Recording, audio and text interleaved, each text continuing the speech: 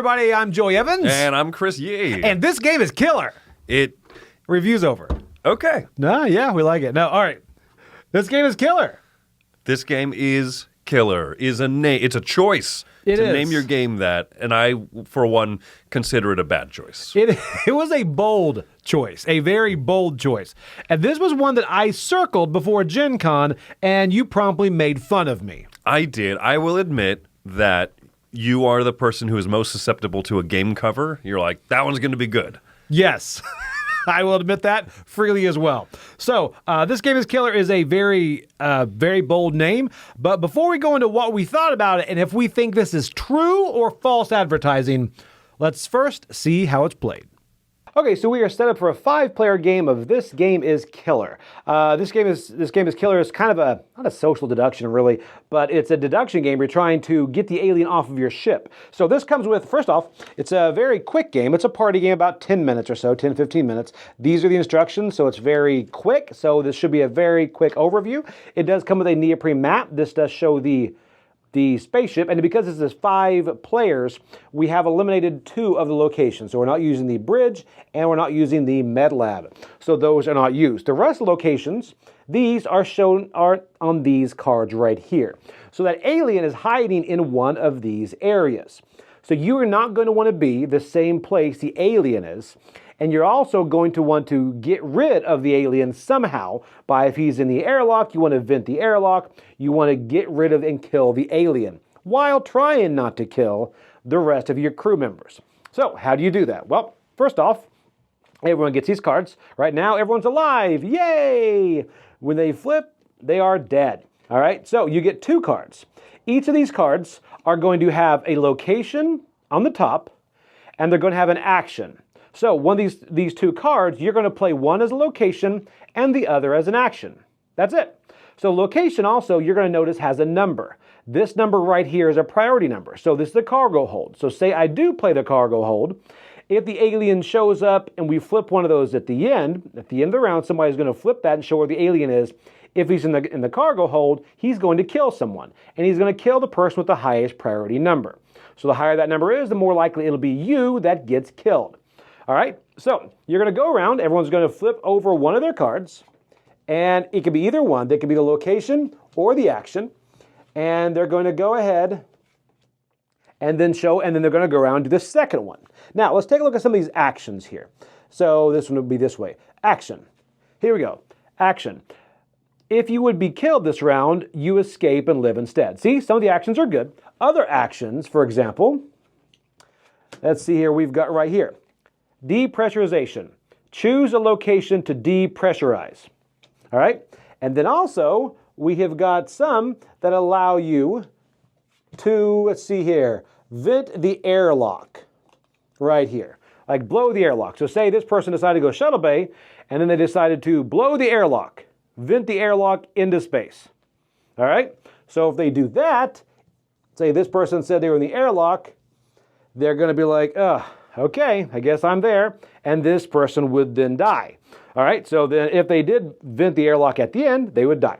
Okay, so everyone has played their second card, and the first player is going to go ahead and choose where the alien is. So here we go, airlock. Take a look. The alien is in the airlock.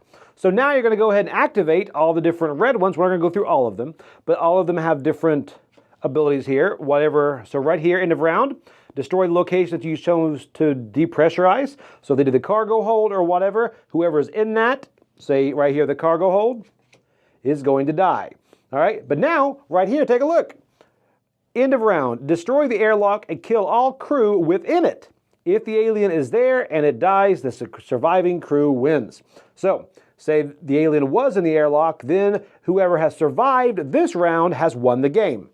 Now, say if you did not choose the airlock, say because we did not blow the airlock, actually we did blow it, but right here, say the alien was in the engine room. Well, the airlock is blown, so we're going to take the airlock, place this here, and we're also going to remove all the airlock cards from this deck right here. So for the next round, the airlock is not going to show up, but the airlock is now out of play. But now anyone in the engine room, let's take a look around. No one is in the engine room. Okay, good. So no one dies except for the people that were in the airlock and whatever is depressurized.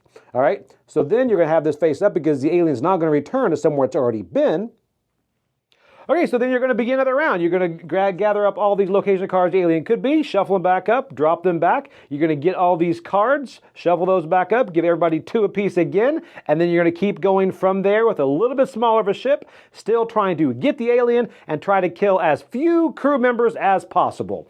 And you're going to keep going until someone survives or the alien survives and everybody dies. Now, one other thing I will mention is there's a couple of last on board. So if you're last on board, you also have some different actions you can do if you are the last person to survive with the alien. So those are going to show up, and I'll leave those to discover yourself. So a lot of these are going to kind of change the end game on that, which is what kind of makes this game fun. So anyway, that is pretty much in a nutshell how you play This Game is Killer. Let's send it back and see what we thought about it. Okay, that is a quick overview of This Game is Killer. So one thing to know going into it is Yes. that this is really a party game. It is. This is not, it's not even a social deduction game as I assumed from the cover. I assumed Right. it was going to be someone has a hidden role, everyone else has to suss them out. And that's why I had no interest going into it Right. at all. I agree. Yeah, it's different than wanting to go into a game disliking it. I just didn't have any interest, no feeling towards it, like properly. Exactly. And we kind of got that feeling because we played this first on camera. We did, yeah. So no one was excited. They're like, okay, this game is going to be rough. That's not what the game's called. No, yeah, they were like, let's play Joey's game. Well, let's Yes. appease Joey. Yes. And this, okay, so the beauty in this game, first of all, it's not social deduction. You are all co-op, semi-co-op, inadvertently semi-co-op. Whoever wins, wins. And it Right. could be multiple people, could be just one person. And so that, from the get-go, I was like, well, that's an interesting dynamic, right? And you're all relatively on the same team. You are, and I think where this shines is the limited options, because you may want everyone to survive, but you're limited by the 2 cards in your hand that you have to play both of. Right, there's not hand management, there's nothing to it. Like I said, this is a party game. You have 2 cards. It's AB or BA. Right. And that's all you've got to work with. And it seems like that would be restrictive and unfun. It's not. It's actually quite fun. It really is. I mean, because it comes around where you play your location, so you only have 1 card to play on the action. At that point, you're 100%. That's the card you're playing.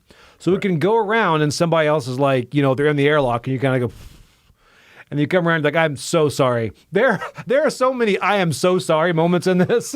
You're like, I am so sorry. I am venting the airlock, and that happens a lot. Right, it's because I played my location first. Right. I was committed to this action. Sorry. Well, and you would counter and say, well, you could have shown that you were going to vent the airlock first. And you go, yeah, it's true. It is. That's true. That's true. But then also, if someone else plays their action first, then you only have your location to play. Yeah. So I think that's where a lot of this shines, and it makes for some really funny moments in this. As we were playing this, someone described it as these are all the moments from a bigger game like Nemesis, just really Right. condensed onto some cards. A design decision that I really appreciate too is that this follows what you would call like snake order, like the snake draft order, but you play Yes. cards out A, B, C, D, E, and then player E then goes backwards E, D, C, B, A. Right. And so you play the first card, and you're just kind of watching everything unfold, and you're going to play the last card. Sometimes that means you have a really juicy card that you're just holding on to, watching everyone have all these machinations in mind, and you're like, venting the airlock. Or, I'm blowing up the med bay. Sorry, everyone. And that's where it comes in the text on these. I got to read you something like corporate spy, ongoing action. This action is permanent. If the alien would kill you and you are alone, you stun it and take a sample and kill life support, leaving it in a secret escape pod. I mean, come on. And these work because the game is so short. And the fact that these are not secret role, once again, not social deduction. This is not you're dealt this role, Right. Therefore, you have to be a backstabber, right? Right. You can be dealt 2 cards, and if you are a very wholesome person, you might look at one of these things and say, I can't do it. I can't do this nasty action. Therefore, I'm going to play this one as the location. I'm going to be in the bridge, and I'm going to do this action instead. You still kind of get to be, you know what I mean? If you don't want to be a nasty player, Right. in what is by the way, 10-minute long party game, Yes. which I think is one of its strengths, you can just say, I don't want to do this combo, I'll do this combo instead. Right. And that's nice because not everyone wants to feel like the stress of being the betrayer or the stress of being the one that says, sorry, Jason, I'm shooting you into space, Well, or I'm going to send the alien into your space. Right, but also it's saved by the fact that it is so short because every time you shoot Jason to space, we apologize, and it's just, the strength in that's like, you move past it in a longer, that's the thing, the longer games, Social Deduction, if you die or get killed, it's annoying. It's a 90-minute game. This is a 10-minute game, and you're going to run it back in a couple minutes. And now, you also don't forget that person killed you. That's true. So the next time they go in the airlock, you're like, okay, well, let's switch up what I'm going to do, This is a strangely effective game. So we keep mentioning like venting the airlock, but like almost every location has some danger to it. Or there are some cards that say that if you would be killed this round, you get to hide in the hidey hole and you survive. So you can play these kind of very like Weasley kind of cards and just keep surviving. Or you can there's one that says heavy weaponry. You just start killing everyone else in your room. Yes, that one is crazy. And you might take out the alien with them, but you're willing to sacrifice all the rest of the crew of the ship. You are, which is very thematic.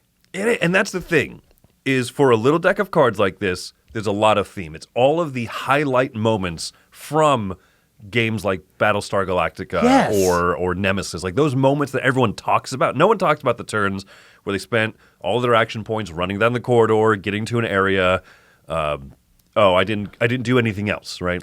All the cards are just the memorable moments. That's a good point. It's just the action moments of all those movies condensed into these are the greatest hits of every space movie or game. Right. Yeah, I mean, right here, you seal off the bridge and jettison it. I mean, come on. So that's so good. All right, so where are you coming down on this? So here's the thing. This is a really great party game. We haven't talked about the fact that I think that the production is great. I like the mat. I like the cards. There's just enough character to the cards that it's not bare minimum. It lets you lean into the theme. I'm giving this game an 8. I think it's really solid. On top of that, there's a few design decisions. Like on top of the zany and kooky story, I like that locations can be destroyed. And so instead of just... so each round, you leave out the card where the alien has attacked, and then you have narrow and narrow choices. Yes. But also, if rooms are destroyed, those cards go out face down. All of the cards that pertain to that location are removed. Mm-hmm. And so it just kind of helps heighten that sense of narrowing down intention. So mechanically, it's not just zany, fun story game. Mechanically, it's well made. It's really well done. This is an 8 for me. All right, and that's a good point. It's like that video game where everything gets smaller and smaller, making you interact with each other more. Yes. I like that a lot. So I'm coming in a bit higher at an 8.5, and I waffle between the two, but really what gets me on this is it is what it needs to be. It is one of those that you play other games, and then you're like, hey, we have a bit of time, let's do this. And you never just play it once. That's the thing. And it has hit every single time I've played with people that think they're not going to like it, and then they really get into that. And you throw in the neoprene mat, which they did not have to do, it just feels good. One more note is that the gameplay count is 3 to 10 players. Right. I haven't played it at 3, but I've played it at 4, and it even works with the lower player count. These type of games tend to excel at higher player counts, more laughing at each other and stuff. But even at the lower player count, it just kind of feels like you've cut off some of the people already, and it's just the last of the crew, trying to make it work. So I think it scales well. Also, it says age 14 plus on the box, and that's not correct. No. Your younger kids should learn about betrayal. They need to know who is with them in their family. So, yeah, and again, I have not played this at the full complement of 10, but I can imagine it's a bloodbath. So it's great. So anyway, this is recommended to try. This is exactly what they wanted it to be at a 10 or 15 minute end of the night party game. This game is killer, and we both agree. We agree. All right. So I'm Joy Evans. I'm Chris Yee. And he's going to be in the airlock. You mean someone else, right? Yeah. You say that's like a royal he. Right. Mostly referring to Jason. We're going to vent him into space.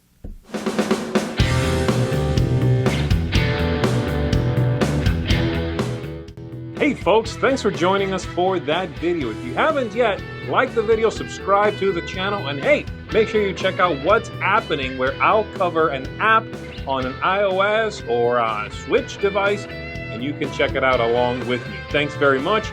You've been watching The Dice Tower.